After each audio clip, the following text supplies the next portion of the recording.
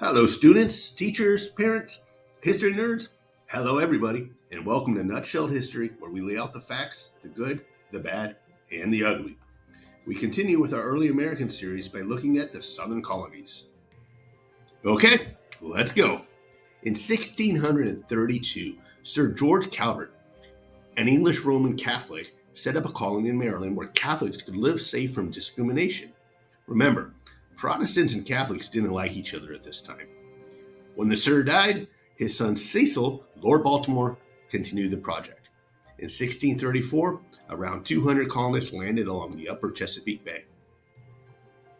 Lord Baltimore oversaw the Maryland colony along with the Legislative Assembly. To ensure religious freedom for all Christians, Lord Baltimore got the Assembly to pass the Act of Toleration in 1649. Notice I said that they would tolerate Christians. You could be any type of Christian you wanted to be, but you had to be a Christian. The colony of the Carolinas, notice I said colony, not colonies, was chartered in 1663. The northern part was settled mostly by poor farmers who lived on small farms and grew tobacco. It became known as North Carolina in 1712. The southern part was larger, and it became known as South Carolina in 1719. Here, colonists used slave labor to grow rice in the swampy lowlands. They also grew indigo, a plant used to make a valuable blue dye further inland.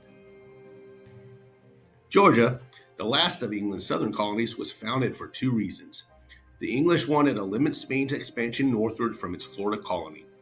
They thought that Georgia would be a good shield. Also, wealthy Englishmen led by James Oglethorpe wanted to provide a place that would give debtors, or people who owe money, a fresh start. Initially, Oglethorpe banned slavery, but he later made it legal because nobody was moving to Georgia, and humidity wasn't the only reason. So, the southern colonies developed into two distinct regions. The plantation system dominated the economy in the Tidewater region. The growth of tobacco and rice farming promoted the spread of slavery. That plantation system created a society of wealthy slaveholders and the human beings they enslaved, and it divided wealthy landowners from poor people who lived in the backcountry. Only a small percentage of white Southerners owned large plantations, but they set the style of Southern living. Planters decided on the crops and schedules, while planters' wives ran the household. Enslaved workers played a crucial role in both farming and household work. The backcountry region was characterized by mountains, rolling hills, and thick forests, and was cut off from the coast. Settlers there, many of them German, were attracted by rich soil. The backcountry was more democratic than the Tidewater. People treated each other as equals. Backcountry farmers tended to be self-sufficient because they were cut off from coastal trade. In addition, there were few enslaved Africans because farms were small. By 1700, plantations in the southern colonies relied heavily on slave labor. Southern plantations were based on a system of slave trading that stretched halfway across the globe. Over a period of about 300 years, millions of Africans were enslaved.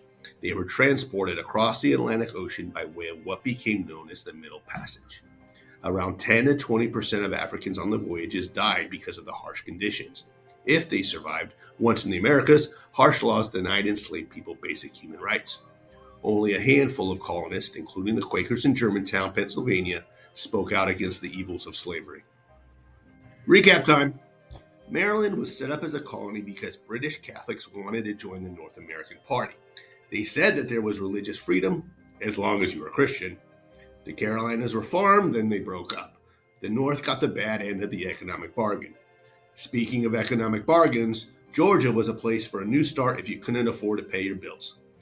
While the whole South was not entirely filled densely with slavery, slavery did exist in the South's entirety. And that is a Southern Colonies nutshelled. Thanks for stopping by Nutshelled History. Don't forget to go nuts on the like and subscribe buttons. Do you think that North Carolina ended up the better of the Carolinas? Let us know in the comments down below.